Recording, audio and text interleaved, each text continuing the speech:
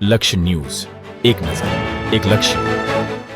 રાજકોટ જિલ્લાના ઉપલેટામાં ખેડૂતો ચણા વેચવા આવતા માર્કેટ યાર્ડમાં આવક. રાજકોટ જિલ્લાના ઉપલેટામાં ખેડૂતો જણસ ચણા વેચવા આવતા માર્કેટિંગ યાર્ડમાં આવક.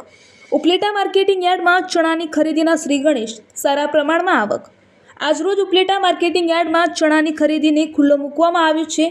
તે દરમિયાન પ્રમુખ શ્રી હરિભાઈ ઠુમરના હસ્તે શ્રીફળ વધેરી પેંડા ખવડાવી ખુલ્લો મૂકવામાં આવ્યો હતો.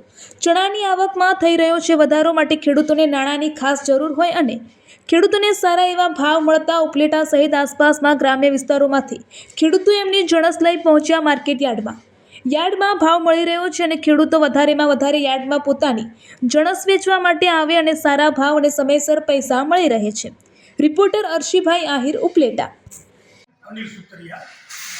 આપણે ઉપલેટા એપીએમસી માર્કેટ યાર્ડના ગેટ નંબર 2 ઉપર આજથી સરકારશ્રીના ટેકાના ભાવે પીએસએસ યોજના અંતર્ગત આજથી ચણાની ખરીદી શરૂ કરવામાં આવેલ છે અને કુલ ઉપલેટા તાલુકાનું રજીસ્ટ્રેશન 3370 જેવું સમથિંગ છે અને અમારી એવી ધારણા છે કે વધીને 1.5 મહિનામાં બધા ખેડૂતોને પૂરા કરી દેવા છે અને સરકારશ્રીએ જે લિમિટ આપી છે કે એક ખેડૂત દીઠ વધારે 90 મણ ચણા લેવામાં આવશે અને જે નાનું ખાતું હશે એ પ્રમાણે થોડા ઓછા આવશે.